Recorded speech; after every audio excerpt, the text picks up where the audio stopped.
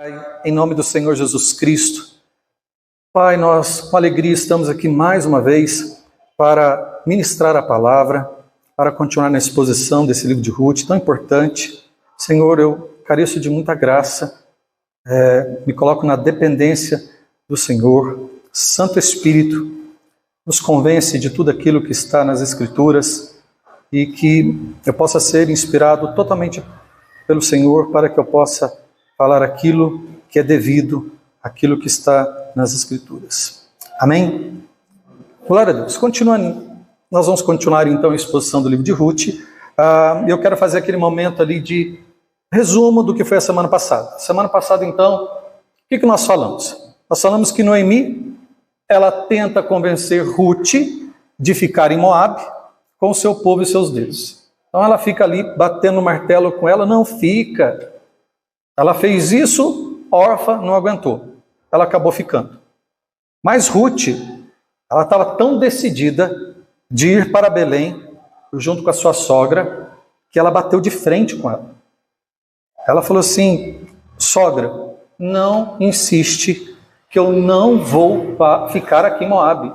Mas os seus parentes, você pode reconstruir sua vida, você pode arrumar um marido aqui e tal. Não. E aí eu até falei para os irmãos que Ruth, ela faz uma oração linda. Agora imagina, Ruth, ela conheceu o Deus vivo através da família de Elimeleque, Malom e Quilion, casando com eles, uma família de hebreus, de efraítas, ela conheceu o Deus vivo. Então, quando ela toma essa decisão de ir para Belém, o que ela quer dizer? Não, se eu ficar aqui, como é que eu vou seguir ao Deus que eu conheci? Não me peça para ficar aqui. Se você está pedindo para eu ficar aqui, você está dizendo para eu abandonar o Deus vivo. Então, ela, de fato, sem dúvida nenhuma, Ruth se converte. E nós aprendemos que a fé dela foi o amor dela por Deus foi uma coisa tão ousada, que ela abandonou a cidade dela, o país dela, a cultura dela, para viver a fé dela. Irmãos, eu já disse isso algo, entre parênteses aqui, e eu falo que se os homens de hoje têm coragem para fazer coisas assim assustadoras. Você pode observar que alguém, se ela precisa sustentar um vício dela, seja de álcool, seja de droga, seja o que for, ela vai dar um jeito, ela vai passar a madrugada. Quantas vezes que eu e minha esposa, nós passamos aí pelas ruas, né? As pessoas de madrugada estão correndo atrás disso. Já pensou se essas pessoas fizessem isso para buscar a Deus? Seriam os maiores pregadores. Seriam cristãos assim que nós íamos assustar com a fé deles. Então veja que nós aprendemos com Ruth, com o que ela fez ao Senhor Deus. Deus abençoou ela, porque a decisão que ela tomou foi uma decisão de alguém que realmente estava decidido naquilo que ela queria. Continuando, Ruth então ela faz uma aliança com Noemi, ela faz uma aliança com sua sogra: eu não vou te abandonar, para onde a senhora for eu vou junto, o seu Deus é o meu Deus, o teu povo é o meu povo, e ai de mim. E ela faz um voto aqui, que eu até falei para os irmãos semana passada: cuidado com votos, promessas que você não vai cumprir. Ruth, ela foi muito ousada. Ela diz que se ela não cumprisse aquilo que ela estava falando, Deus poderia tirar a vida dela. Eu não oriento ninguém a fazer isso, e mostrei a semana passada: não faça isso. Tem pessoas que ficam fazendo promessa para o Senhor. Não faça promessa. Prove com a vida. Seja fiel no pouco, e Deus vai confiar mais. Então, basicamente foi isso que nós vimos a semana passada. Noemi já não poderia fazer absolutamente mais nada. Ela não poderia impedir mais Ruth. Por quê? Uma vez que você faz uma promessa por um ser humano é uma coisa. Agora, quando você faz uma promessa para o Senhor Deus, você faz uma promessa dessa, se Noemi tentasse impedir ela estava colocando Ruth no juízo de Deus, contra o Senhor Deus. Então, ela de fato assume esta posição. Noemi não toca mais esse assunto. Ela fala: o que eu vou falar depois disso? Então, tudo bem, me segue então, vamos juntas. Então hoje o que nós vamos ver? Nós vamos ver hoje, nós vamos tratar dos versículos, capítulo 1 de Ruth, versículos 18 a 22, nós vamos tratar do quê? Primeiro, da chegada das duas lá em Belém. Elas saem de Moabe e vão começar a vida do zero. Elas vão começar a vida do zero e elas vão para Belém. Nós vamos ver a recepção delas, como foi. Também nós vamos ver hoje que Noemi, como foi o comportamento de Noemi e Ruth, a diferença entre as duas nessa questão. Também nós vamos ver que a visão de Noemi estava completamente deturpada em relação ao Senhor Deus. Ela estava amargurada consigo mesma, com todos e com Deus também, principalmente com o Senhor Deus. E claro que nós vamos aprender com o Senhor Jesus Cristo como devemos fazer, como devemos nos comportar e agir diante dessas circunstâncias adversas, sabendo que em tudo nós devemos dar graças. Então vamos já nos preparar aí para a leitura, Ruth capítulo 1, versículo 18 a 22, e eu quero trabalhar dentro desse tema, Noemi, uma mulher amargurada consigo e com Deus. Noemi, uma mulher amargurada consigo mesmo e com Deus. Então vamos ler o texto? Vendo Noemi que de todo estava resolvida a ir com ela, deixou de lhe falar. Assim, pois, foram-se ambas, até que chegaram a Belém. E sucedeu que, entrando elas em Belém, toda a cidade se comoveu por causa delas. E diziam, não é esta Noemi? Porém ela lhes dizia, não me chameis de Noemi, chamai-me de Mara, porque grande é a amargura e tem dado Todo-Poderoso. Cheia a partir, porém vazia, o Senhor me fez retornar. Por que, pois, me chamarias de Noemi? O Senhor lhe testifica contra mim, e o Todo-Poderoso me tem feito mal. Assim Noemi voltou, e com ela Ruth a Moabita, sua nora, que veio dos campos de Moabe, e chegaram a Belém, no princípio da colheita das cevadas. Amém, irmãos? Vamos então, ali no versículo 19, vamos ler o versículo 19 novamente, e vamos aí começar a expor aí esses versículos. Assim, pois, foram-se ambas, até que chegaram a Belém. E sucederam que, entrando elas em Belém, toda a cidade se comoveu por causa delas. E diziam, não é esta Noemi? Bom, certas do que estavam fazendo Noemi e Ruth, elas estavam convictas. A partir daquele momento, não tem mais o que fazer aqui em Moabe. Vamos para Belém, para a casa do pão, que é um tempo novo. Vida nova que se segue. O primeiro passo foi dado. Primeira decisão, elas tinham a convicção. Agora não era por impulso.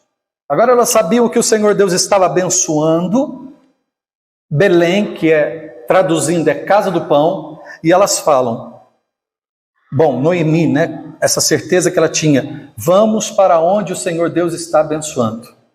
Agora é diferente.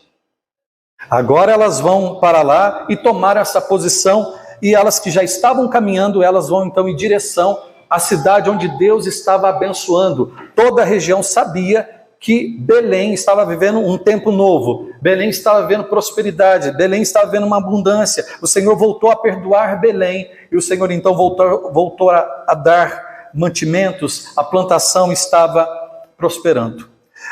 Veja aqui que no versículo 19, né, tem uma parte aqui que nós vamos ler, que está escrito comoveu, veja, toda a cidade se comoveu, a palavra aqui no original seria agitou. Elas ficaram agitadas por causa delas. Vamos pensar algumas coisas aqui. Bom, é de se esperar, imagine então, depois de 10 anos, você volta para a sua cidade natal. É de se esperar que algum tipo de reação, né, vocês vão concordar comigo, que em qualquer lugar que você possa ir, voltar para esse lugar, vai ter uma reação. As pessoas vão ficar curiosas. Eles vão mudar de bairro, daqui na onde nós estamos, para um outro bairro, as pessoas vão, é vizinho novo, vão chegando aqui, Agora você imagina voltar para a sua terra natal, depois você sai e só volta depois. É lógico que naturalmente as perguntas vão começar a surgir das pessoas que estão ao redor, e se for uma cidade pequena ainda, lógico que isso vai ser mais intenso ainda. Isso não é nem questão das pessoas cuidarem da vida dos outros, não. É normal as pessoas perguntarem, saber como é que está. Então, perguntas do tipo que nós escutaríamos: nossa, como é que você está? Há quanto tempo? Nossa, você está vindo de férias? E a família, como é que está? E o trabalho? Bom, certamente, todos nós, como Noemi e Ruth, teriam que responder essas perguntas. E não é só uma vez. Porque você responde aqui, você vai na padaria, vão perguntar para você, você tem que responder de novo. Você vai no supermercado, você aqui, você tem que responder de novo. E assim vai indo. Faz parte de qualquer mudança. Todas as vezes que nós tomamos uma decisão e vamos mudar, as pessoas vão perguntar, as pessoas vão querer saber, isso é normal.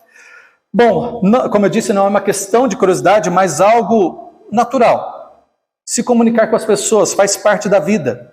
E principalmente, se você volta por um lugar onde você teve uma infância naquele lugar.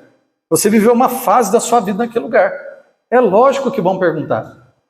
Vão perguntar. Isso faz parte. A questão é que muitas vezes, infelizmente, as pessoas elas se comportam de maneira,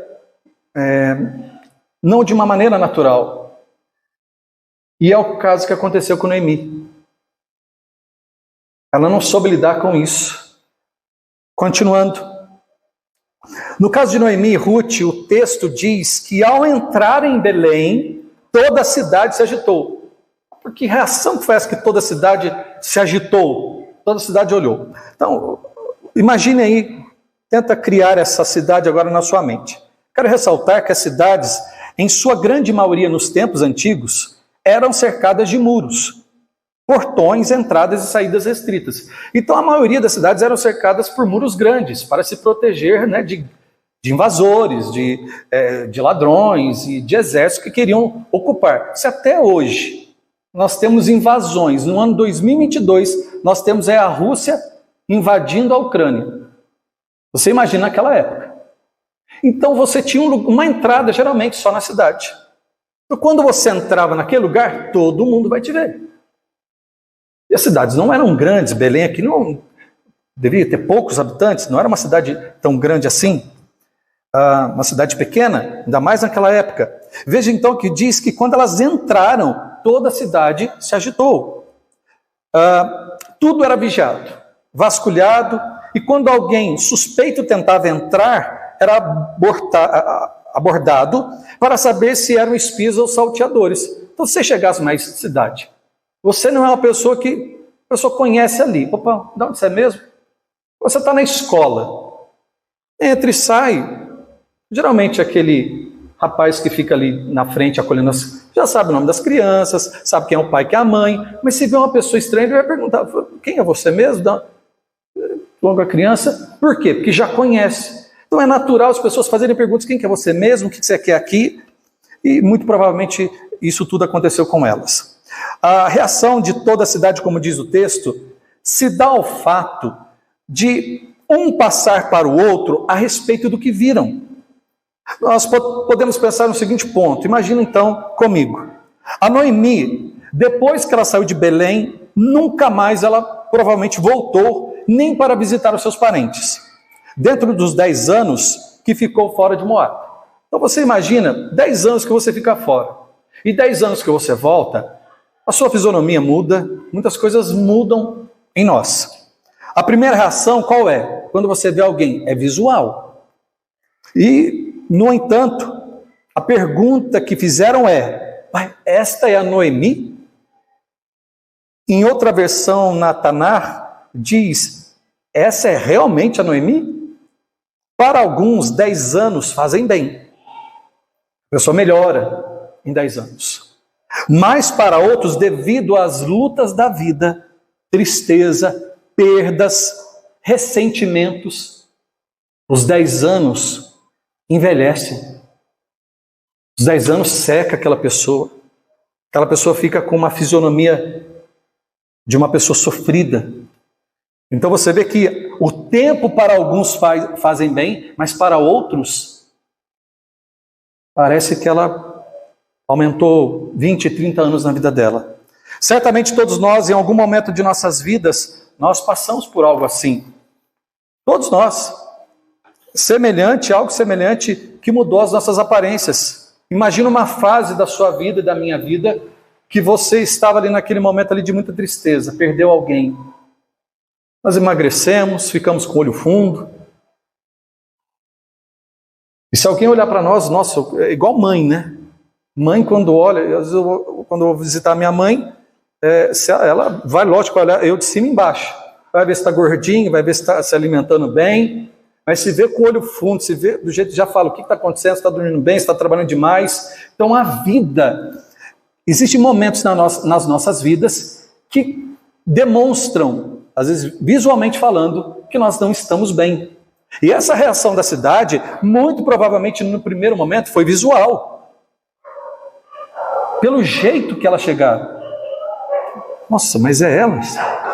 Depois delas chegarem, a outra maneira também, o que as pessoas vão olhar quando você chega? Imagina você chegando 10 anos depois no lugar que você estava. Vão olhar visual, se você está bem ou não. Depois que olhar no seu visual, vai olhar o que você está trazendo. Você está vindo a pé, você está vindo de carro. E no caso de Noemi, que perdeu o marido, perdeu os 2 filhos, ela voltou de que jeito? Ela não tinha nada. Ela voltou carregando aquilo que dava para levar nas mãos. Então é claro, né, que quando ela sai, nós precisamos lembrar disso, quando ela sai com o marido dos 2 filhos, mas agora o que acontece com ela? Ela está voltando sem eles. E mais, Noemi está voltando com quem? Noemi, ela sai de Belém, vai para Moabe com Malom, Quilion e Elimeleque. Quando ela volta só com Ruth, uma moabita, uma mulher estrangeira. Então, de fato, para quem vê essa cena chegando, vai despertar a curiosidade. Como eu disse, é inevitável perguntas, curiosidade. Mas para quem está decidido e sabe o que está fazendo, e que é o Senhor Deus quem está querendo essa mudança de vida, isso é somente uma fase e vai passar. Então, por exemplo, você toma uma decisão de eu quero me entregar a minha vida, eu quero começar a minha vida com Cristo. Você volta para a casa do pão, você volta para se aproximar do Senhor Deus. É claro que as perguntas vão vir, as pessoas vão fazer perguntas, as pessoas vão ter curiosidade, mas isso vai passar, é uma fase. Nós podemos ver aí na internet que sempre tem um assunto que fica na moda. Há um tempo atrás foi a história do morador de rua com aquela moça que teve um surto. Nossa, aquilo alastou no Brasil. Agora deram uma sossegada. Cada hora eles procuram uma notícia que pode se tornar viral no Brasil. É sempre assim. Vejamos então que tudo passa. Toda mudança em Deus vale a pena, mesmo que as pessoas fiquem olhando de cima embaixo, mesmo que as pessoas fiquem fazendo perguntas, não se preocupa. Vai passar. E se você for fiel ao Senhor Deus, pode ter certeza absoluta, vai passar de uma forma honrosa estar com Deus. É melhor voltar para os caminhos que o Senhor nos chamou do que viver como um fugitivo. Alguém que fica fugindo de Deus, fugindo do pecado. Não adianta. Uma vez que eu volto para o Senhor eu vou encarar as pessoas que eu vou ver de novo. Vai ter situações de você estar sentado aqui e de entrar aquela pessoa que você, às vezes, fornicou, que você traiu, mas aí vem a humildade do Espírito Santo e aquele momento de perdão, momento que você reconhece, eu errei, eu pequei, abaixa a cabeça e glorifica a Deus, porque o Senhor Deus mudou a sua vida e você já não é mais o mesmo. Isso vai acontecer, mas o Espírito Santo vai estar com você ali para te ajudar, para te dar coragem. E toda a vergonha que você sentir é para a glória de Deus. Oh, Senhor, obrigado. Porque agora, se eu estou sentindo vergonha na cara, é porque realmente o Senhor fez alguma coisa na minha vida. É verdade? É assim. Se eu não sentir nada, então tem que fazer alguma coisa. Toda vez que eu escuto alguém dizer que não se preocupa com o que os outros dizem, isso é só uma forma de tentar se motivar para encarar as consequências de suas escolhas. Só mentira. Sabe por quê? Porque quando se trata de conquistas, as pessoas fazem questão de postar nas redes sociais. Se ela comprou uma moto, se ela, sei lá, arrumou o cabelo, se ela está numa praia. Então, tudo aquilo que ela está vivendo e que é bom, ela faz questão de postar ali.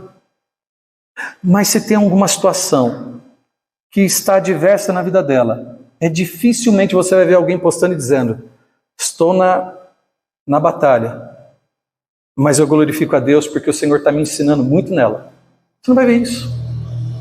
Então as pessoas se preocupam, principalmente no mundo que nós vivemos hoje, elas querem curtidas. Elas querem que as pessoas fiquem sabendo o que ela está vivendo.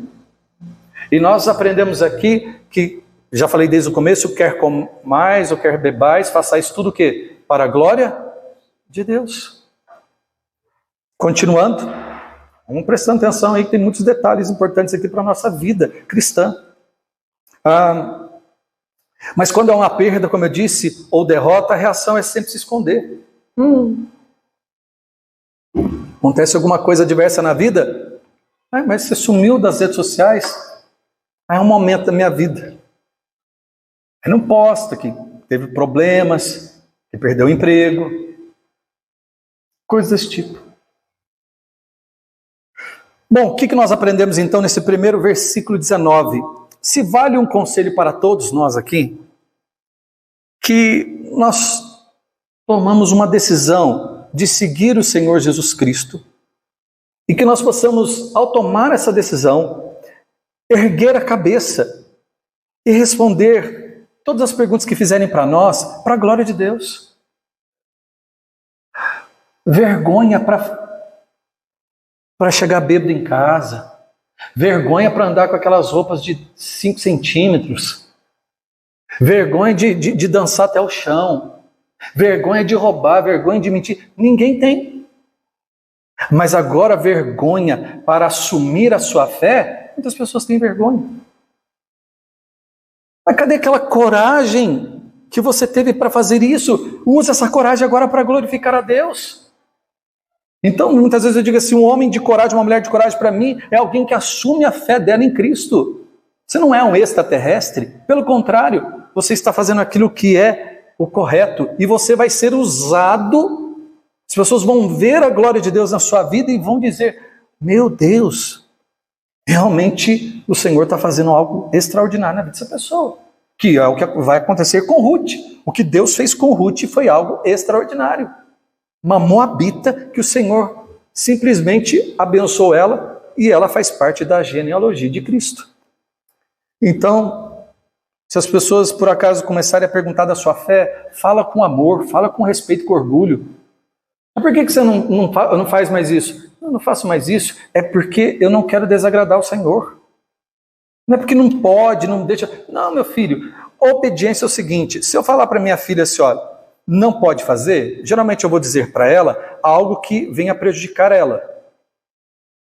Agora, qual que é a melhor obediência? Aquela que você tem que usar autoritarismo, ou aquela que você não precisa falar nada, mas aquela pessoa tem a consciência e ela faz em respeito e amor por você?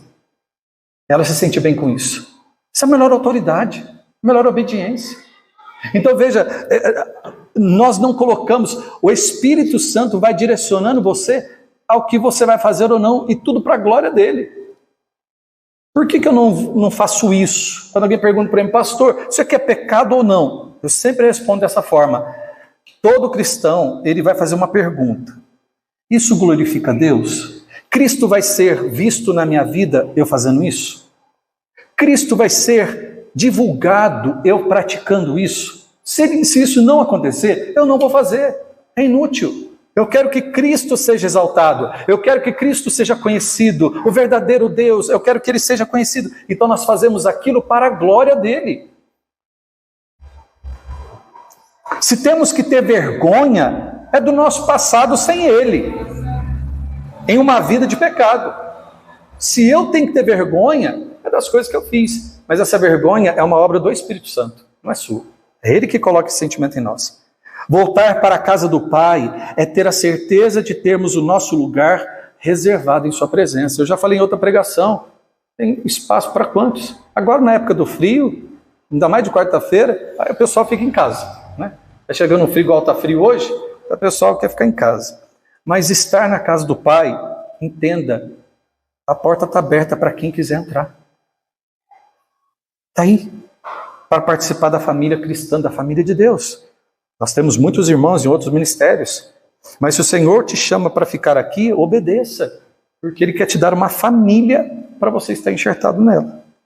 Para aqueles que saíram da casa do Pai, se desviaram, voltem e não se preocupem com as perguntas, com as curiosidades das pessoas. Isso faz parte. Responda. Glorifica a Deus com as suas respostas. Quebra o orgulho. Fala mesmo que você voltou, porque você não pode viver sem Deus. Fala tudo para a glória de Deus. Exalte a Cristo. Não, eu saí, eu estava errado sim, e eu me arrependo de ter saído, e eu estou voltando com muita alegria no meu coração, porque eu nunca deveria ter saído daqui. Ninguém é mais o mesmo. Nem os que saíram e nem os que ficaram. A cada dia basta o seu mal. A atitude mais importante de todos nós é voltar. O resto o Senhor colocará no seu devido lugar. Então esse é um recado para todos aqueles que se desviaram da fé. Volte e use do orgulho, quebra o orgulho e glorifica a Deus. Deixa as pessoas perguntarem e exalta Cristo. Ele me chamou, Ele está me dando força, Ele está me sustentando e eu vou estar aqui, passar o que eu tiver que passar, porque Ele merece ser honrado na minha vida. Amém? Versículo 20, vamos lá. Porém, ela lhes dizia, não me chame de Noemi, chamai-me de Mara, porque grande amargura me tem dado o Todo-Poderoso. Então, Noemi chega ali, na entrada de Belém, no portão ali de Belém, e as pessoas começam a perguntar para ela, você é Noemi? Ô Noemi, quanto tempo? É você mesmo? Sim, sou eu, mas não precisa me chamar de Noemi não, me chama de Mara. Eu vou chegar no nome daqui a pouco. Agora olha isso aqui. A primeira reação de Noemi e de qualquer pessoa que ainda não entendeu que nós fazemos tudo para a glória de Deus é justificar a sua situação atual. Eu vim, mas aconteceu isso aqui comigo. Eu estou aqui, mas quer justificar as perdas, quer justificar o fracasso dando desculpas. A primeira coisa que ela faz é jogar a responsabilidade para quem? Para o Senhor Deus. Pode me chamar de amarga, pode me chamar de Mara, aliás. Que o Senhor Deus, Ele, o Todo-Poderoso, Ele me tem feito isso. Ela aqui está sugerindo, veja bem, sugerindo, ela sugere para todos ali que o nome dela deveria ser mudado. Já que o Senhor mudou a vida dela, o nome dela já não poderia ser mais o quê? Nós falamos que o nome Noemi significa o quê? Agradável, prazeroso, prazer. O nome dela. E para quem participou das outras pregações sabe que todos os nomes para os hebreus têm um significado. Eu já expliquei isso. Então ela diz assim, bom, esse nome que eu nasci com esse nome, que minha mãe e meu pai me deu, ele já não faz mais sentido na minha vida. Acho que agora eu deveria ser chamado Mara. E você sabe, o Mara significa o quê? Amarga. Vocês deveriam me chamar agora de amarga. Olha como é que ela chega em Belém. Na nossa língua, a palavra amargura, agora preste bem atenção nisso aqui. Isso aqui é muito importante. Eu quero trazer esse exemplo da palavra amargura para a nossa língua, porque ela diz aqui, porque grande amargura tem me feito Todo-Poderoso. A palavra amargura ela é uma junção de duas palavras. Amargo mais ura. É exatamente isso. A palavra amarga, ela se trata de uma pessoa que está com dor, tristeza, está dolorosa, penosa, ela está com angústia, aflita, triste e agonizando. Então, a palavra amarga seria isso. A palavra ura, olha só que interessante, É uma larva que cria nas feridas dos animais. É o berne. Você imagina, então, aquele berne na ferida de um animal? Então, a palavra amargura tem a junção das duas palavras. Tristeza, aflição, e a ura, nessa palavra, seria o berne, que fica na ferida. Agora vamos pensar um pouco sobre isso. De fato, a amargura é isso. Algo que dói aonde? Na carne. Algo que dói dentro de nós. Quem está amargurado, quem está ressentido, quem está triste, quem está remoendo, incomoda dentro de nós, que não deixa que este sentimento, aquilo, esquecer. Agora veja, é a mesma coisa, se você está com uma ferida, ainda mais se você está com um berne ali dentro de você mexendo, você não esquece. Aquilo não deixa você esquecer. Você sente que tem um negócio mexendo. E aí você não esquece. A amargura faz isso conosco. A amargura é um sentimento que, quando vem, ele causa dor. Aquela pessoa sente dor na alma. Ela sente dor no coração dela. Ela sente aquela angústia. Isso é que a amargura faz. E essa palavra aqui, Noemi, ela usa várias vezes. Ela usa várias vezes, tanto para si, quanto para com o Senhor Deus. Continuando. Essa dor que nós estamos falando, por exemplo, quero usar esse exemplo do berne aqui, eu trouxe para a nossa língua, porque eu gostei do exemplo. Enquanto você não tira esse berne daquela ferida, você não tem descanso, você não tem alívio. É igual uma unha encravada. Você só vai ter alívio na unha encravada quando você o quê? Tirar aquela pontinha da unha que está ali, fiadinho na carne, você tirou, você fala, que alívio. Eu mesmo faço serviço comigo, então encravada. Tentei fazer esses dias aí com a minha filha, mas ela não quis não. Então, irmãos, eu quero deixar isso aqui como exemplo. Se nós queremos nos livrar das amarguras da vida, do passado que nos machucou, você precisa se livrar disso, para que essa raiva, esse ódio, esse ressentimento, a vingança, veja, a amargura, eu diria que ela tortura. E nós precisamos em Deus nos livrar disso. Só há uma maneira de se livrar da amargura e é mexendo na ferida. Agora eu pergunto, é bom mexer na ferida? Tem situações que você vai tomar um remédio e vai passar, mas uma unha encravada, né, esse berne ali na sua carne e qualquer outra situação, um furúnculo, meu filho, é mexendo ali na carne. E quando está inflamado? Que a anestesia não pega? Aí dói, não dói? Mas tem que fazer. Agora, as pessoas vão deixando a amargura, esse ressentimento tomar conta da vida dela de uma tal maneira que ela já está com depressão, que ela já perdeu o gosto da vida, que ela já não sonha mais. Porque se você não trata a ferida, se você não trata essa enfermidade, o que acontece com a infecção? Ela vai aumentando. E vai proliferando, então, essas coisas. Vai proliferando essa infecção. Então, vamos ter isso como exemplo da amargura. Qualquer ressentimento precisa ser tirado urgentemente. Em outras palavras, a amargura é uma doença que corrói o quê? A alma. Assim como um berne fere a carne. Aquilo vai fazendo você ficando com mais ódio, com vingança. Você vai perdendo a fé, você já não acredita mais nada, você fica rebelde. Você já é olho por olho, dente por dente. Se fizer alguma coisa para mim, eu faço também. Isso é amargura. Eu tenho falado, e a palavra de Deus fala lá em Mateus, quantas vezes que eu já falei isso aqui? Mateus 24, versículo de 10 a 13, vai dizer o quê?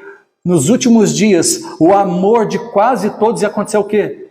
Ia se esfriar de uma tal maneira, por causa do egoísmo, que nós estamos vendo o que nós estamos vendo hoje. Nós estamos vendo o quê? Nós estamos vendo um mundo que perdeu o amor, perdeu a essência da vida, o amar, o doar, fazer o bem. Então, irmãos, não deixe a amargura tomar conta da sua vida. Se tiver que perdoar alguém, perdoa. Se tiver que se libertar desse sentimento, procure ajuda. Eu estou aqui para ajudar, claro. Pastor, eu tenho um ressentimento com meu pai. Eu tenho guardado uma ferida muito grande com a minha mãe e com meu pai. Venha falar comigo. Vamos orar.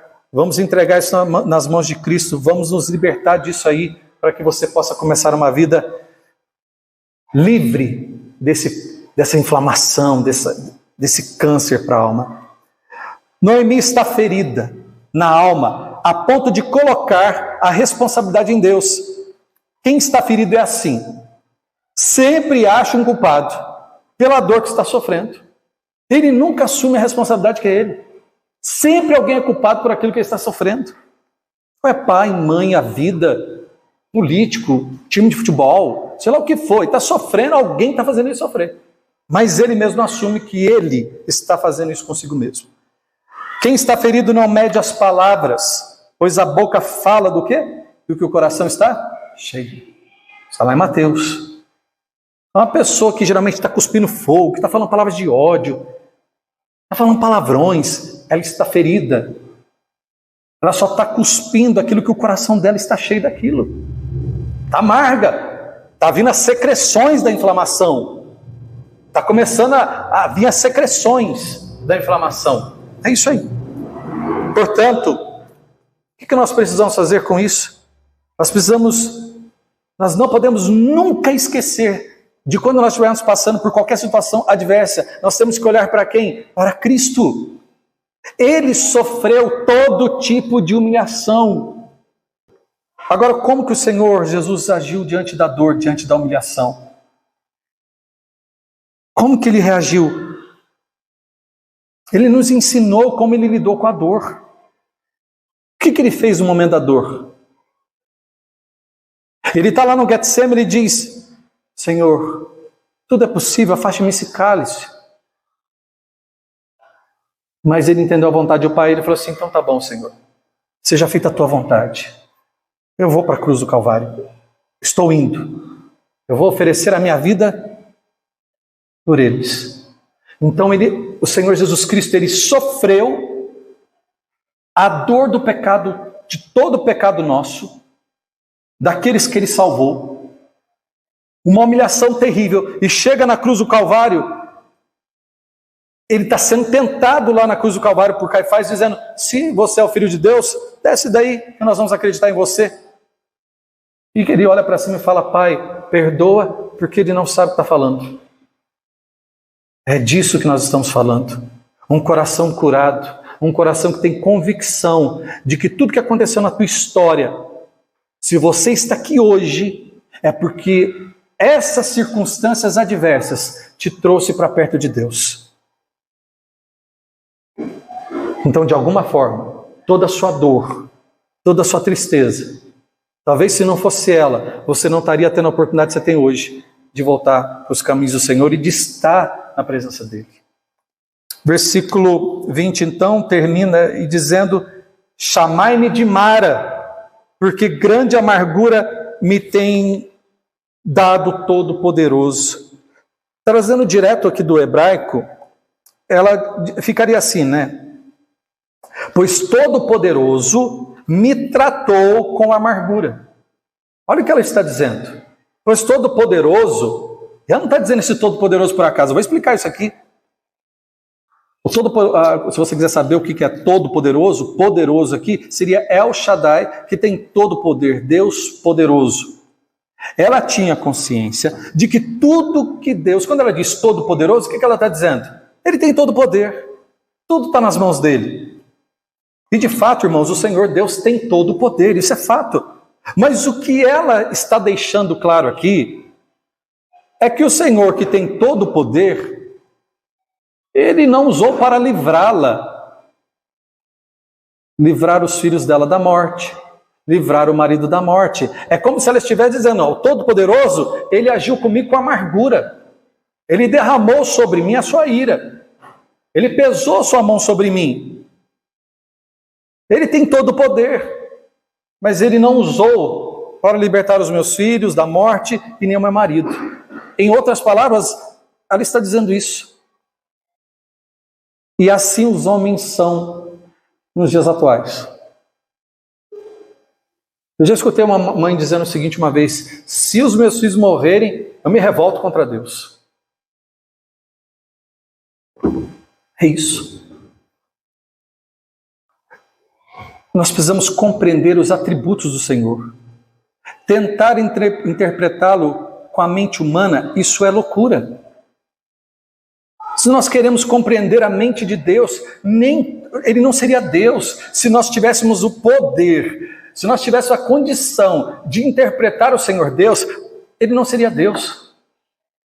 Esse tipo de pergunta, veja bem, esse tipo de pergunta, se Deus tem todo o poder, por que ele não faz nada? Por que ele deixa a Rússia fazer o que ela está fazendo? Por que Hitler fez o que ele fez? E etc. Uma das respostas, uma das várias respostas, eu vou dar uma aqui, eu vou deixar por conta de Isaías responder. O profeta Isaías, está lá em Isaías 55, versículo de 8 a 9. Não queira entender a mente de Deus. Todas as coisas que estão acontecendo têm um propósito. E não esqueçamos da liberdade dos homens. E eu vou falar disso aqui. A liberdade dos homens, não esqueça disso. Vai dizer assim: porque os meus pensamentos não são os vossos pensamentos, nem os vossos caminhos os meus caminhos, diz o Senhor. Porque assim como os céus são mais altos do que a terra, assim são os meus caminhos mais altos do que os vossos caminhos, e os meus pensamentos mais altos do que os vossos pensamentos. O Senhor está dizendo: vocês não vão compreender nunca. Nós precisamos crer. Tudo começa quando nós olhamos com os nossos olhos e usamos os nossos critérios para avaliar as circunstâncias da nossa vida. O Senhor, que é todo-poderoso, Ele está além do tempo e transforma a maldição em bênção. Ele é Deus. Como vemos na história de Noemi, falando o que não devia, no final da história, para quem já leu o livro de Ruth inteiro, ela foi abençoada. Aqui no momento, ela está magoada com Deus. Mas como que ela terminou a história? Nós vamos chegar lá. Ela terminou abençoada. Se você um dia já fez isso, jogou a responsabilidade para o Senhor Deus, como Noemi, e não mediu as palavras, peça perdão. Se volte para Ele. Fale como Jó. O que o Jó falou? O Senhor Deus tirou, o Senhor deu e o Senhor tirou. Bendito seja o nome do Senhor.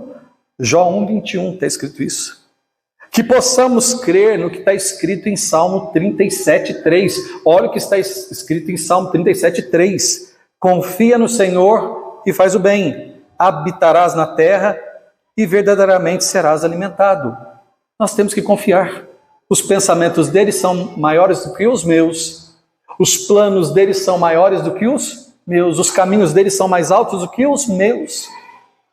Ele é santo, ele é justo, ele é misericordioso, ele é amor. Portanto, tudo aquilo que não temos respostas, ele tem, ele sabe o que faz.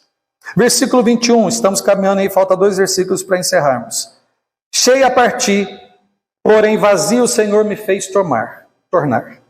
Porque, pois, me chamareis de Noemi? O Senhor, Ele testifica contra mim, e o Todo-Poderoso me tem feito mal. Veja que ela continua o quê? Na mesma tecla. Ela continua no mesmo ritmo aí da história, ela continua fazendo as mesmas coisas. Então, como nós vimos, você pode perceber que ela sai de Belém abastada, jovem, com os filhos e o marido. E como nós vimos, como vocês podem ver, imagina ela dizendo isso ali para o povo: olha, como vocês podem observar, ele já não está mais entre nós. Sim, eu sou viúva, por isso vocês podem me chamar de Mara, se quiserem, pois o Todo-Poderoso pesou a mão sobre mim.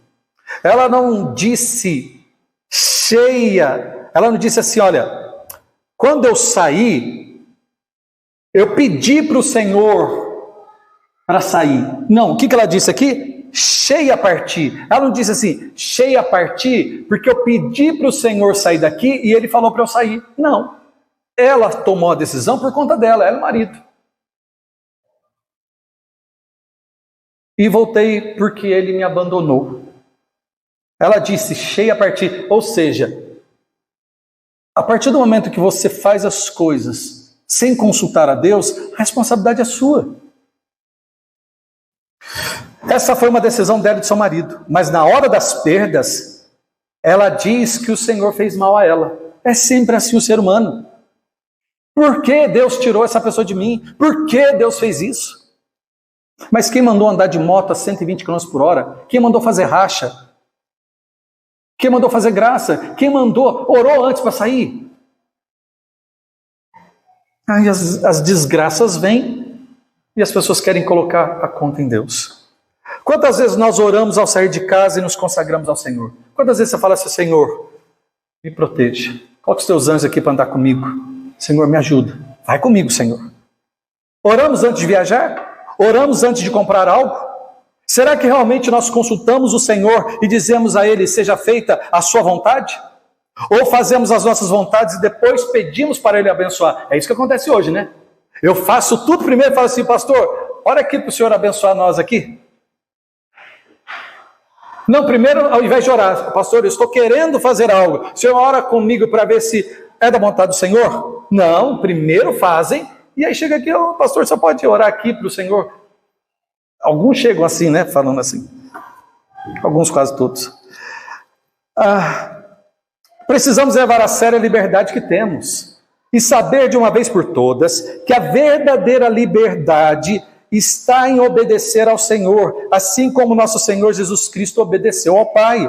Lá em Hebreus 5,8 diz assim, ainda que era filho, aprendeu a obediência por aquilo que padeceu. Cristo obedeceu o Pai em tudo. Não existe liberdade longe de Deus. Coloque isso na tua cabeça. Não existe liberdade longe de Deus. Quanto mais longe de Deus nós estamos, mais perto da autodestruição chegamos. Quanto mais longe de Deus nós estamos, mais próximo do nada nós também chegamos. E estar longe do Senhor é não obedecer os seus preceitos e mandamentos. Tem pessoas que falam assim, eu tenho Deus no coração. Mas você tem obedecido os mandamentos dele? Você tem obedecido os 10 mandamentos? Você tem obedecido os preceitos dele? Como que é a sua vida? Você mente, você rouba, você dá jeitinho para tudo. Você vive uma vida desregrada sexual. Você vive uma vida bagunçada. Você não tem Deus no coração. Você acha que tem. A palavra de Deus fala, Cristo vai dizer o quê? Não sou eu. Aqueles que me amam, o que eles fazem? Eles ouvem a minha palavra e colocam o quê? Em prática. Não sou eu, é Cristo que diz. A verdade é que na hora do aperto, a palavra de Deus sai com facilidade dos nossos lábios, mas o Senhor sabe realmente quem tem o amado. Versículo 22 para encerrar. Assim Noemi voltou, e com ela Rute a Moabita, sua nora, que veio dos campos de Moabe, e chegaram a Belém no princípio da colheita das cevadas. No versículo 21, como que terminou o versículo 21? Olha o que diz assim, Noemi diz assim, o Senhor, Ele testifica contra mim o Todo-Poderoso, Ele me fez mal, Ele tem me feito mal. Já no versículo 22, termina dizendo que elas chegaram em Belém no princípio da colheita das cevadas. Observe, elas chegaram no início e não no fim. Preste bem atenção nesses 5 minutos finais. A providência do Senhor não começou quando elas resolveram ir para Belém. O Senhor já sabia de tudo, claro, de tudo que acontece na história, e até este detalhe.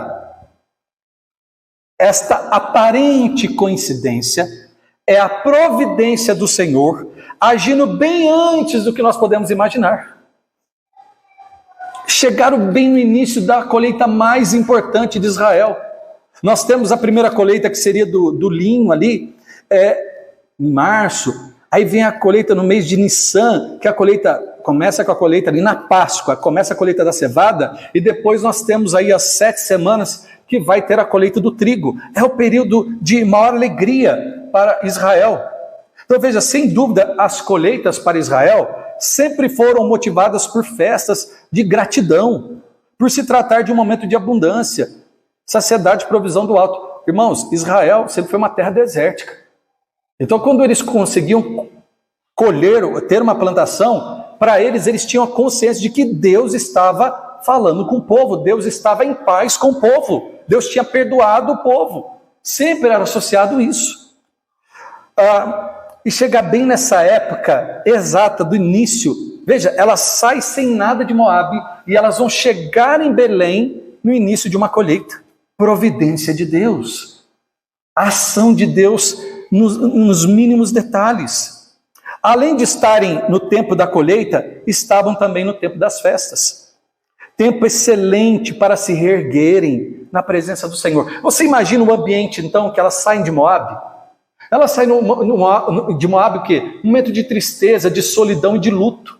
Por quê? Os filhos e o marido morreram naquele lugar.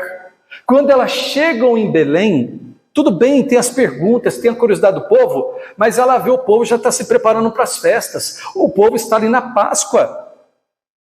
Você imagina chegar num ambiente desse, onde as pessoas estão ali comendo, estão colhendo, estão bem? Isso muda a nossa vida. Por isso, irmãos, aprenda uma coisa: nós precisamos estar na presença de Deus. Tem pessoas que agora estão fora da presença de Deus, estão vivendo aí perdidas nesse mundo, não sabem nem para onde vai. Mas quando nós voltamos para a presença do Senhor, as coisas começam a ficar claras na nossa vida. Como aqui vale uma lição. As pessoas que estão fora daquilo que podemos chamar da vontade do Senhor e nos abençoar. Tem pessoas que estão fora daquilo que podemos chamar da vontade do Senhor. Então, ao mesmo tempo que você está aqui, você poderia estar em outro lugar. Se você está na presença do Senhor, você está recebendo a palavra dele e ele está direcionando o teu caminho. O Senhor traça um caminho para você no mesmo momento que você poderia estar num outro caminho, vivendo uma vida de maldição, de perdição, perdido nesse mundo. O Senhor quer nos abençoar e, sem dúvida, esperar nele, estar com ele, é a melhor estação para se viver. Vou repetir isso aqui. Estar com ele, esperar nele, é a melhor estação para que nós possamos viver. Então, encerrando, faça uma pergunta para si mesmo.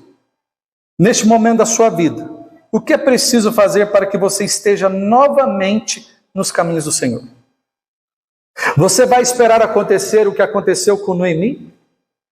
Perder os filhos, perder tudo? Para depois colocar a culpa no Senhor? Para ficar amargurado? E ficar mais difícil a sua vida ainda? Ou vai parar de ficar tentando fazer do seu jeito e vai começar a confiar no Senhor? Nesses versículos, Ruth só aparece. Nesses versículos que nós vemos aqui, você vê que Ruth só parece que ela estava indo para Belém. Nós não lemos ela falar um A. Sabe por quê? Porque quem confia em Deus fica em silêncio, não fica murmurando. Quem confia no Senhor não fica lamentando. Nós devemos aprender com Ruth. O silêncio é um sinal de fé daqueles que depositam sua confiança no Senhor. Quando eu digo silêncio, você pode estar cantando, mas eu digo assim, você não fica falando, minha vida é isso, aquilo, não. Quem procura o silêncio na presença do Senhor é porque essa pessoa confia nele. Aprendamos com a Ruth isso. Ao invés de lamentar as perdas, achar culpado para tudo, abandona o orgulho, se rende ao Senhor, se levanta e começa de novo. Mas agora, não do seu jeito, mas dizendo com humildade, se for da vontade do Senhor, nós faremos isto ou aquilo. Amém, irmãos? Vamos orar então. Vamos orar. Pai, nós queremos meditar essa palavra. E hoje a pergunta A pergunta que devemos fazer é essa. Nós não podemos olhar para trás, como Orfa fez. E meu convite para todos que estão aqui, você que está aqui essa noite, todos nós, se você estava desanimado na fé, não olhe para trás. Olhe para Belém. Olhe que lá o Senhor está te abençoando. O Senhor está te chamando para seguir em frente. Abandone, deixe o teu passado nas mãos do Senhor. Levanta, comece a sua vida com Cristo. Ore, pede socorro para Ele. Ele vai te levantar. Ele vai te dar confiança. Ele vai abrir um caminho para que você possa viver a sua caminhada nova com Ele. Vai começar, mas é um dia de cada vez, mas vai valer a pena. Que assim, Pai, em nome do Senhor Jesus Cristo, possamos, Senhor, não tirar os olhos da cruz do Calvário, seguir em frente, acreditando e confiando que o Senhor é o mesmo ontem, hoje e sempre, e o que o Senhor guarda, que o Senhor trabalha em favor daqueles que esperam no Senhor. Todos aqueles que te buscarem de todo o coração, de toda a alma, sem dúvida, não ficarão sem respostas. Que assim seja, em nome do Senhor Jesus Cristo. Amém, irmãos? Glória a Deus, vamos ficar de pé. Então, onde